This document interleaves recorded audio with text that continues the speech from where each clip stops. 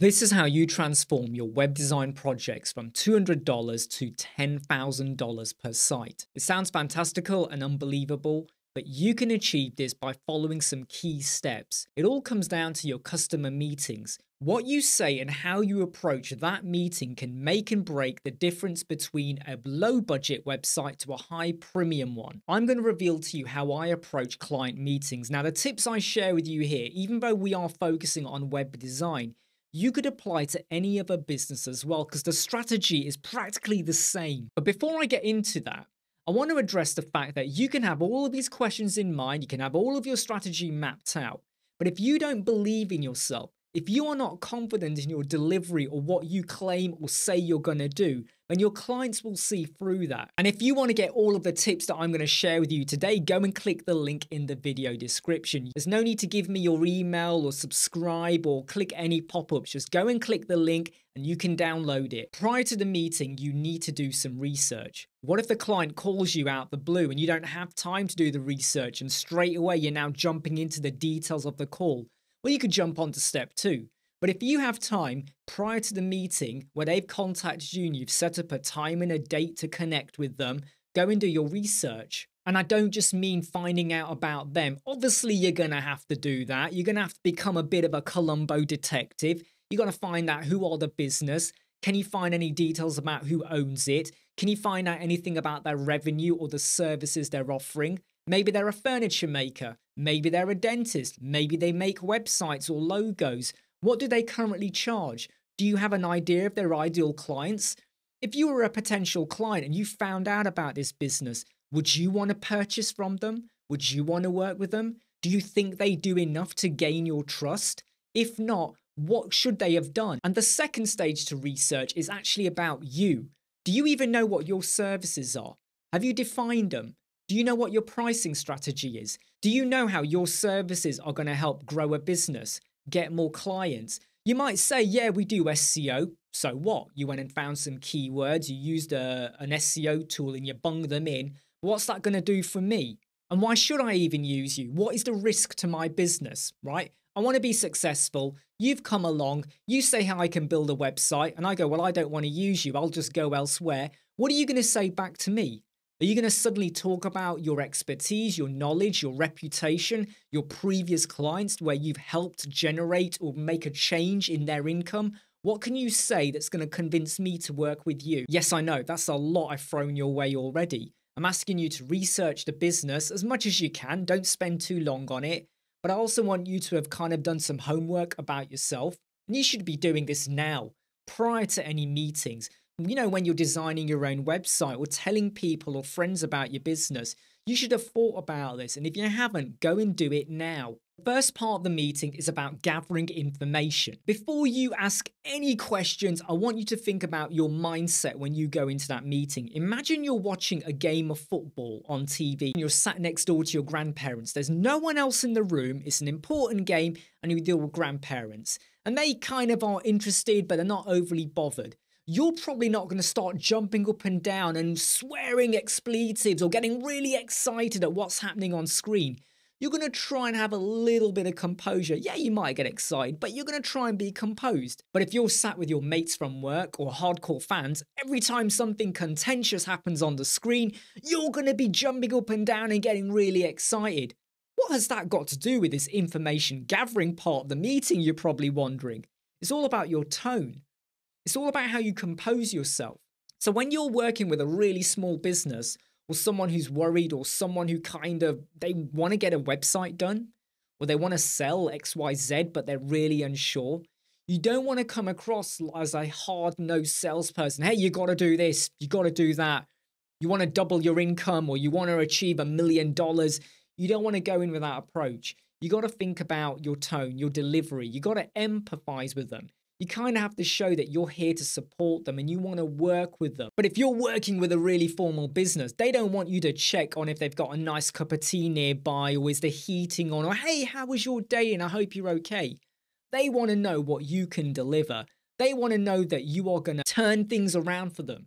Otherwise, you're wasting their time. They've booked out half an hour for a meeting with you. You better make it count. At the start of the meeting, you want to set the agenda. I want to know more about your business first. It doesn't matter if you sell flowers or stocks and shares or you're a big high-flying client. I'm giving them the opportunity to tell me more first. And hopefully they're going to start to tell me about how successful they are. If they're struggling, a lot of that should start to come out. And if they don't want to reveal anything about their business, how can you really work with them? That should set alarm bells off as to what kind of relationship you're going to have. And once they mention a problem, you want to probe the problem, okay? Why do you think you're not getting clients? How's this affecting your profits?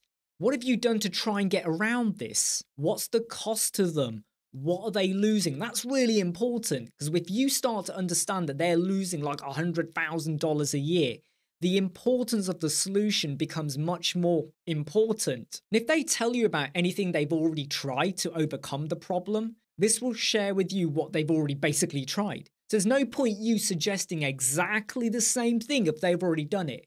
Like if I said to you I had a window that was broken and I went and put sellotape onto it and that didn't work, don't come back and go, well, just put sellotape on it. No, go and replace the window. If they haven't already told you these details when you're probing the problem, find out more about what they want to achieve. So if we were to get around this, what would it mean to you? How many clients would you like to achieve? How many sales would you like per month? What would it mean for you and your business, your family? What could it do for you? It sounds quite bizarre, doesn't it? When you start to say to a client or a business, right, you're going to double from $1 million to $2 million. What does this mean for your business? Well, obviously they're going to make more profits and dividends. But if you can get them excited about where they could go, they might go, well, we're the number 5 leading accountant in the country. We could get to rank number 1. They start to have a vision. They start to dream. And that's where you want to get them. It's like climbing a mountain, right? At the moment, they're halfway up. They want to get to the peak. I'm showing you, where do you want to get to? The peak, right, let's get there. Because the next stage we're going to go on to is all about how excited they are. How invested are they in overcoming that problem? The way to close the deal is to summarize what they've revealed to you. Based on the lack of clients that's costing you $20,000 per month and is stopping you from doubling your income, what's the budget that you had in mind? Because this will help me to decide on the best solution or package to help you achieve that. So I'm kind of repeating the problem, what it's costing you, what it's stopping you from achieving, and now I want to know what your budget is.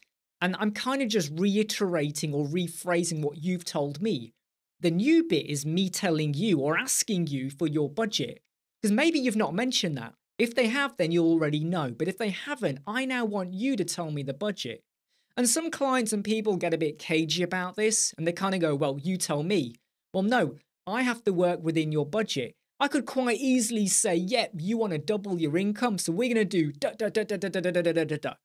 And then I'm going to say it's going to cost you $2 million, at which point you'll fall off the chair.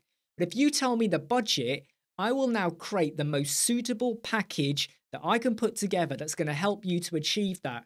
And maybe we can't achieve it overnight. Maybe it's going to be a phased approach. But what can we do to help you get on that journey? Now, by the end of this, you should hopefully have gained their trust and formed a connection. Rather than just going in and saying, hey, we build websites, which is what a lot of cold calls and cold emails do. Hey, we looked at your website, your SEO needs a bit of work, or your web design needs a whole makeover. We can do that for you, and here's the cost, get in touch. Well, that probably wasn't my main problem. I don't really care what you think about my website. Most people are happy with it, but I'm not converting or I'm still not getting clients. Is it my pricing strategy? What's wrong? So I'm going to work with you and try and solve that. And by the way, you could do a web design makeover where you don't actually change the look of the website. Did you know that? Makeovers aren't all about rearranging. It could literally be the difference of you saying on your homepage, you've not made clear what your services are, so let's do that. Well, you have got it, and you have got your packages, but you've not framed them correctly. You've not made the pricing clear. So just change the wording a little bit. That's literally all it could be. So don't automatically assume a web design makeover is a total 20-page makeover. And if you want more tips, hey, there's links below for you to go and get in touch and we can do a one-to-one consultation. But if you want to get this sales guide and you want to download it as a one-page PDF so you can refer to it, click the link and go and get it for free. There's no sign up. There's no dodgy things going on. You can go and use it as you wish. I'd love to know your comments because I'm Imran Web Squadron. I hope you like, subscribe, share, and follow. I'll see you soon.